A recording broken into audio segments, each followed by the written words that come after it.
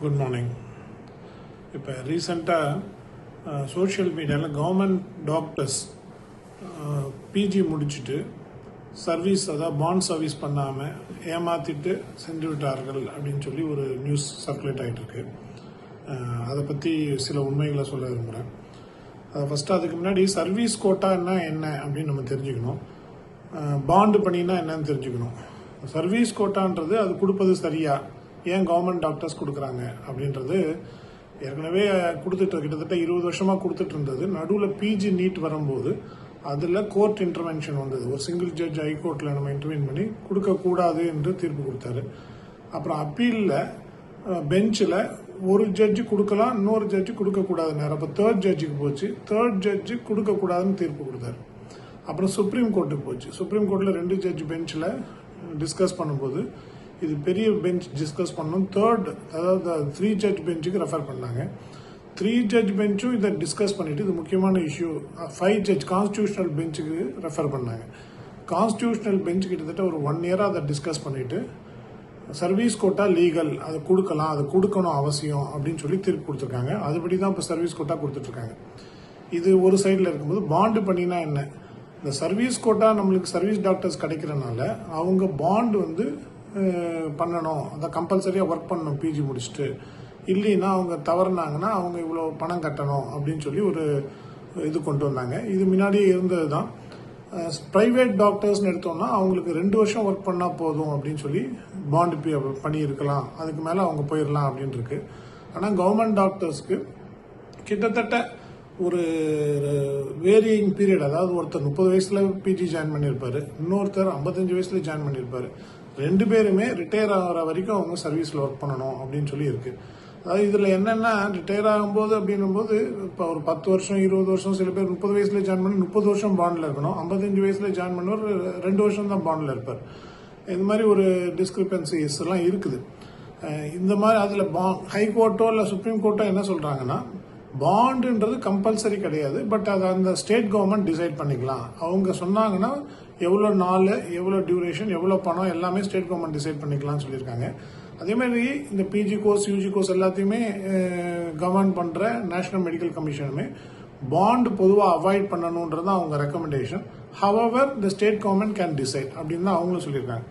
அதனால இந்த பாண்டுன்றது எங்கேயும் கம்பல்சரின்னு ஹைகோர்ட்டோ இல்லை என்எம்சியோ சொல்லலை. ஸ்டேட் கவர்மெண்ட்டோடைய பாலிசியில் அவங்க அதை எடுத்துட்டு இருக்காங்க. ஏன்னா அவங்க ஸ்டேட்டுக்கு தேவைன்றதுக்காக. அதனால பணம் கட்டாமல் செஞ்சுட்டாங்க, ஏமாற்றி செஞ்சுட்டாங்க அப்படின்னு சொல்றாங்க.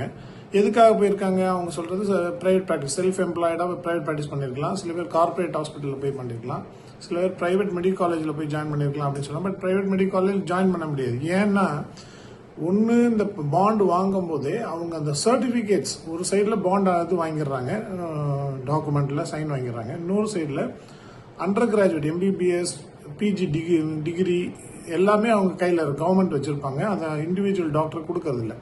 அதனால் இந்த டாக்குமெண்ட்ஸ் எல்லாம் அவங்க சர்டிஃபிகேட்ஸ்லாம் வச்சிருக்கிறதுனால அவங்க ப்ரைவேட் காலேஜில் ஒர்க் பண்ண முடியாது. ஏன்னா அங்கே ஒர்க் பண்ணணுன்னா சர்டிஃபிகேட்ஸ் வேணுன்றனால. அதனால் இதான் காரணங்கள் சொல்லி இதான் ஏமாத்திட்டு போய் இந்த வேலை பார்க்குறாங்கன்னு சொல்கிறாங்க. பட் ஒன்று தெரிஞ்சுக்கணும், இதில் ஏன் இந்த மாதிரி விடுறாங்கன்னு எங்களுடைய கருத்து என்ன. இந்த மாதிரி போகிறாங்கன்னா ஃபஸ்ட்டு இது வேரியிங் பீரியட், 30 வருஷம் சர்வீஸில் இருக்கணுன்றது. அப்படி பண்ணும்போது ஒரு ஸ்பெஷாலிட்டி, ஒருத்தர் பீரியாட்டிக்ஸ் படிச்சிருக்காருன்னா பீரியாட்டிக்ஸில் போடாமல் வேற இடத்துல போஸ்டிங் போடுவாங்க. அப்படின்னும் போது அவர் அதுக்கு திருப்தி இல்லாமல் போயிடுறது. இன்னொன்று ஃபேமிலி, அதாவது ஒய்ஃபு, இப்போ எல்லா டிபார்ட்மெண்ட்லையும் ஸ்பௌஸ் கூட இருக்கணும், அந்த மாதிரி டிரான்ஸ்ஃபர் பாலிசி இருக்குது. பட் ஹெல்த்தில் அந்த மாதிரி இல்லை. ஒய்ஃபும் ஹஸ்பண்டும் வேற இடத்துல வேலை பார்க்க பல நாள் பிரிஞ்சு இருக்கிற மாதிரி இருக்கிறனால சில பேர் அந்த மாதிரி வேலையை விடுறாங்க. சரி, இதுலெல்லாம் பண்ணும்போது பணம் கட்டிட்டு போகலாமே அப்படின்னு கேட்டால் பணம் கட்டிட்டு போகலாம். ஆனால் பணம் கட்டுற ப்ரொசீஜர் கம்பர்சமாக இருக்குது. அதாவது ரூல்ஸே யாருக்கும் தெரியாது. சில பேர் என்ன சொல்கிறாங்க, பணம் கட்ட வந்தாலுமே நீங்கள் 60 வயசு வரைக்கும் இன்ட்ரெஸ்ட் போடணும், பாண்ட் அமௌண்ட் ப்ளஸ் இன்ட்ரெஸ்ட் அப்படின்னு சொல்கிறாங்க. பட் பல ஜட்ஜ்மெண்ட்டில் என்னென்னா, எவ்வளோ நாள், 10 வருஷம் அவங்க பிஜி முடிச்சு ஒர்க் பண்ணியிருக்காங்க, இன்னும் 20 வருஷம் சர்வீஸ் இருக்குன்னா அந்த பாண்ட் அமௌண்ட்லேயே அந்த 1/3, தட் இஸ் 10 வருஷத்துக்குரிய அமௌண்ட்டை டிடெக்ட் பண்ணணும், ப்ரொபோர்ஷனேட்டாக டிடெக்ட் பண்ணணும்லாம் இருக்குது. அதெல்லாம் பண்ணுறது இல்லை, அது தெரியறதும் கிடையாது. அதுக்கான ரூல்ஸ் அண்ட் ரெகுலேஷன்ஸும் இல்லை. அதே அக்செப்ட் பண்ணால் கூட ரொம்ப டிலே ஆகிறது. இந்த மாதிரி பல காரணங்கள். இதில் பணம் கட்டாமல் போயிட்டாங்க அப்படின்றதுல ஒன்று மட்டும் நல்லா எல்லாரும் தெரிஞ்சுக்கணும். இப்போ சிபிஎஸ், இப்போ இருக்கிற ஜென்ரேஷன் ஃபுல்லாக சிபிஎஸ்ல இருக்காங்க. அவங்க ஒரு ஆவரேஜாக ஒரு 15 வருஷம் சர்வீஸ் பண்ணவங்க பணம் கட்டாமல் போயிருந்தா கூட அவங்க சிபிஎஸ்ல கிட்டத்தட்ட அவங்களுக்கு 40 லட்சத்தில் 50 லட்சம் அவங்களுடைய அதாவது அவங்களுக்கும் contribution plus government contribution together. ஏன்னா கவர்மெண்ட்டும் அவங்க ஒர்க் பண்ணது தான் கான்ட்ரிபியூட் பண்ணியிருக்காங்க. 40 to 50 lakhs வரைக்குமே கவர்மெண்ட் கிட்ட இருக்கு. அதையும் தான் விட்டுட்டு போறாங்க, அவங்க சர்டிபிகேட்டையும் விட்டுட்டு போறாங்க. அதனால இதுல ஏமாத்துறதுக்கு ஒன்றும் கிடையாது. பாதி ப்ரொசீஜர், அவனுடைய ஃபேமிலி, அவனுடைய கஷ்டங்கள், இதனால இந்த காரணத்துக்காக அவங்க போறாங்க. இது வரைக்கும் கவர்மெண்ட் என்னன்னா அவங்க மேலேயும் ரெவென்யூ ரெக்கவரி ஆக்ட் அப்படின்ற ஒரு ஆக்ட்ல அவங்க அந்த அமௌண்ட்டை ரெக்கவர் பண்றாங்க. ரெக்கவர் பண்ண பிறகு இந்த சிபிஎஸ் அமௌண்ட் இதெல்லாம் அவங்க வாங்குறது கூட கஷ்டமா இருக்கு. அன்ஆத்தரைஸ்ட் ஆப்சென்டா போறனால ஒருவேளை விஆர்எஸோ ரிசைக்னேஷனோ கொடுத்திருந்தா அதை வாங்க முடியும். இது கூட வாங்காம தான் போறாங்க. அதனால ஏமாத்துறாங்கன்றது தவறானது. அது வேற வழி இல்லாம அவங்க குடும்ப சூழ்நிலை காரணமா போறாங்க. இதுல சோசியல் மீடியால குற்றவாளி போல நேம் லிஸ்ட் போட்டு இல்லை ஏதோ கடத்தல் தொழில் பண்ணவங்களை பத்தி போடுற மாதிரி, லஞ்சம் வாங்குறவங்களை பத்தி போடுற மாதிரி போட்டுட்டு இருக்காங்க.